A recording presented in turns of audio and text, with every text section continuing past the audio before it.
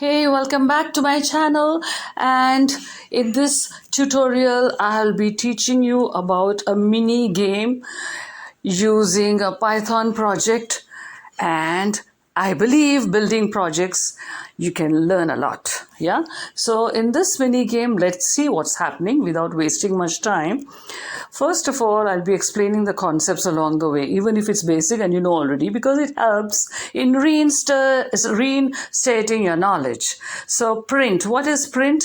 Print is an inbuilt function in Python, that will help you whatever is written within the parenthesis, the string, to be output on the screen. So here we want to output on the screen. Let's start the lyric game, just something for the user to read. So we write print and within the parenthesis the string, so this will output on the screen. Again we write print second time blank without any arguments. Why? So that it will, number one, execute the function, because remember it's an inbuilt function, and also give a vertical space in between the lines. Yeah, that's the reason. Now print, again a print statement we are giving again with a string with the instruction to the user. The user needs to know what this game is about. So whatever you like in your own words, you can give the instruction. So basically I'm trying to give this instruction to the user that I want the user to guess the missing lyric word in the song that I am giving. I am typing here. Yeah, so in the fill in the blanks. So in other words, he has to fill in the blanks or guess the missing word or missing lyric in the song as quickly as possible. So I type that out nicely, whatever way I want to, inside a string within the print function parenthesis. So this will output to the user, and the user will know what is the gist of the game, or what is a task, or what is his role in the game. Yeah, because he needs to know what is a game about in order to start the game, right? So again, the print command I give, the print function with the empty blank parenthesis. So it will execute the function. Okay, it will execute the print function, in other words, that is giving the output on the screen. Now we consider the variable now count. You can say counter, you can say count, or you can say whatever term that you want to see. Basically it's a variable that I am allocating initial value, assigning an initial value of 1, because the count has to start not 0, 1, 2, 3. In this case it's attempts, so attempts has to be 1, 2, 3, right? So while true, now while true is a loop in Python whereby whatever conditions inside the block of code inside the loop will continue, because for a game you need continuation, right? Because there'll be several repetitions while playing the game. So that code block will continue as long as the condition remains true. And in order to stop that code, I will show you here how we are using it. We use the break statement, but you'll see how. So here, as long as the condition is true, this game will continue. So that's the idea of writing the while loop. It's an infinite loop. So here the lyric is input. Now here we use the input function. Again, we use the inbuilt input function. Input is actually the function which is used in Python to wait for getting the input, whatever the user will type into the code, into the computer, whatever he will type in. So in order to get that data value, we use input function. And here I say my dash dash dash. That is, the lyric is say my dash. So this is the input. So the dash he has to fill up. That's why I use the input function. And this is the value of whatever the user will input will be stored in the variable. I create a variable lyric, it will be stored in the variable lyric. Now the condition, again a condition within the while true. If the lyric, so this as long as this statement is true, it will continue. If lyric equals, it means the value of the lyric, the missing word, if it is name, with a small name, name or lyric equals capital N. Now sometimes the user may feed with the start with a small letter or capital letter. So I give both the conditions. And remember, in Python you have to repeat, not like in JavaScript, just once lyric equal to name or name, you can't say that. So lyric equals name or lyric equal name. capital, and then the colon. So this is used for the conditional if. Then what you need to do, you give the command print, you use the print function, print yes. Now I can say yes, you are correct, yes, you are wrong, whatever. I just made it short and say the string yes with an exclamation. That's up to you what you want to print. And then else. So if that is not true, if the value that he inputs is not name or name, else, that means the correct values are name or name with capital or small. Else print wrong, meaning it's a wrong answer, try again. So you're giving the user a chance to try again. So all these values will be stored in the variable that we created, lyric. Remember that. Okay. Now, so I've already given the condition. I've created the name, the lyric variable. Yeah. And what else? Also, I've given the print commands under which condition what has to be done, whether because we don't know what the user is going to input, right? So based on the right answer, the wrong answer, we have to create this if-else loop. Now, after he says the yes or wrong based on whatever happens, the countdown starts. So count plus equals 1 means count equals count plus 1. You know that already, yeah? So count plus equal to 1 means count equals count plus 1. So it will keep on incrementing by 1. So that's the idea. Make sure when you're typing or entering in Python, it has to follow the indentation.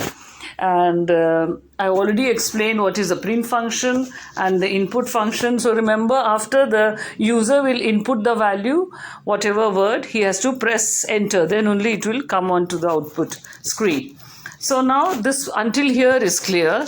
So count plus equals to 1, it will keep counting the attempts. You can also call it attempt. So it is like basically calculating the number of attempts. In what attempt he could do or he couldn't do, you know. Rather he could do the right answer. Rather the total number of attempts he's taking. It includes the incorrect answers also. Remember that. That's why I wrote the count after the incorrect and the correct ones. It will calculate both. Yeah. So now I have to go and give another if-else loop here. What else is happening? So if the lyric equals name, always it's equal to, in this case, meaning the exact value. So that's why I'm writing the double equal. So if lyric equal name, because my missing word, the correct answer is name. Okay. Or lyric equals name with a capital N. Yeah. Again the loop, the colon for the loop. So this is a loop within a loop.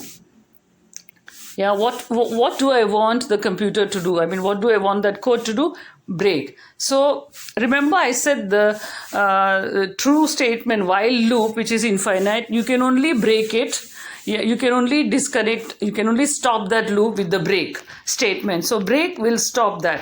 Otherwise it will continue because what it means is once the user gives the right answer, the name and the name, that's the right answer, then you break the loop. No need to continue because he's already given you the right answer. Until he gives the right answer, you have to continue the loop, and then when he gives the right answer, break away from the loop. I mean discontinue the loop using break statement. Yeah, and then print something like it was nice attempt or it was nice giving you the game, or whatever niceties you want to mention at the end of it, and this string will be typed out on the screen. Yeah, so that's the print function that I mentioned earlier. Whatever you want to come as output on the screen, you can do this at the end of the game. And then you need to write the score, right? Like in how many attempts he could get it right. That's very important, right? To motivate the user who played the game.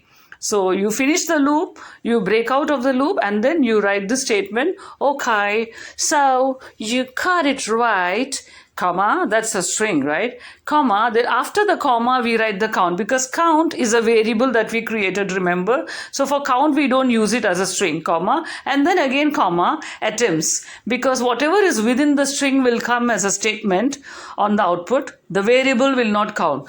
When you write count without the string, it's a variable, only the value of the variable will count. So for example, here, I'll show you how it works. So, okay. So say my dash. So I attempted purposely the wrong answer for you guys to understand the process. Okay, so now I wrote the right. Say my name, say my name. Remember the song, the famous song, my favorite one. Haha. Okay, so that was the correct answer and it's already mentioned. Okay, you answered it right in 2 attempts, right? So let's see. Okay, now here we find ideally it's supposed to be like that, sorry. So here something went wrong in the indentation. So it's saying yes or no, but it's not giving the number of attempts because something went wrong, I know, in the indentation. So I need to fix it. In Python, this error is very common. If you get some indentation mistake, it won't completely give you the expected answer in the output. The code will not function smoothly. So let's check it out where we've gone wrong. Okay. See, just debugging, a bit of debugging. Okay. Okay, I think should be fine now. Okay, let's try. Okay, again. Say my dash. I purposely give a wrong answer. Wrong. Try again. The computer will say, the game will say wrong. Try again to the user. Now I'm the user here. I was a programmer, developer before. Okay. Say my. Okay. Yes. Say my name. Say my name. So name is the correct answer. Yeah. So again, what's happening? It's not giving you that statement which you wanted, the output. You got this right in so and so number of attempts. Okay, again, let me check the lines. Where did you go wrong? Where did I go wrong? And then I'll be doing lots of such mini projects in Python. There are other tutorials where I'm doing projects in React and JavaScript. So I'm doing these projects so that you can benefit from it by reinstating your knowledge much easier and much better. Because I realize even myself, when I build projects, I can understand the concepts better. Otherwise, it's just like learning the theory. You know, when you do the projects, when you build something, you make mistakes, you try to understand the concepts, you Google for the concepts, you understand the reason why something is not working, you understand the reason why something is working, and you understand the project. And this way, through mistakes, you are able to understand well and you are able to do more projects. So this is the idea. As usual, I did not eliminate the wrong part because I wanted to share the mistake also that I did, and you will earn the patience along the way in order to do the debugging and understand better. So yeah. So when you're doing on a bigger screen, of course, the mistake will be less. Here I'm doing it on the Android app. So I believe that's why all the more chances for indentation going wrong. Sorry about that. Okay, say my name. I just did it. Okay. Yes, it's coming. Yes. Okay. Let's see what's wrong. And then I also want you to smash that subscribe button in order to get hold of more of these projects. I'm doing more than dozens. I've already planned it out, and it's all getting ready one by one. So just make sure you press that bell icon and share and like it with your friends so that you can grow along the way in your Python journey, in your web development journey, and your other programming language journey, because I'm doing in a couple of other languages also. Okay, and let's see where something has gone wrong. Okay. So I believe you've understood the concepts well. I've already explained.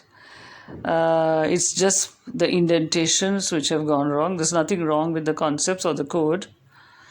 Okay. Say my name. Name me. Purposely. Okay, wrong. Purposely I do that. Wrong. Try again. Okay, let's see what's happening now. Say my name, correct? Yes. Now also it's not giving how many attempts. Now let me check the other lines. Where has the indentation got wrong? Okay. Okay, most probably the last print functions. It has to come out of the indentation, the earlier code block. Okay, say my name. Wrong, try again, name me. Okay, say my blank. Okay, you got it right in 2 attempts. That's correct. So it was the place where I wrote indentation in the last 2 code lines, code block. Okay. Say my name, I wrote Tom, it's wrong. Say my dash Joe, wrong, try again, 2 attempts gone. Say my blank. Say my name, say my name, say my name. Yes, you got it right in 3 attempts. That's wonderful. Wow, I feel so happy.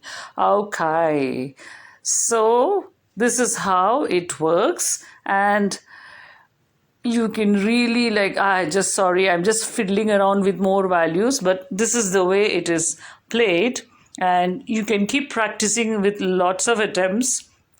There you go. I've got it all right. I've managed to correct the indentation, and now you know how it is. So see you in the next lesson, and do not forget to smash the share, like, and subscribe button so that you have tons of projects from me in Python in order to be a good Python programmer. Yeah, we all are learning every day. Remember that. Even if you know the concepts, it's good to reinforce. And if you don't know, it's still better because you got to learn some concepts today and build a nice project. Okay, see you.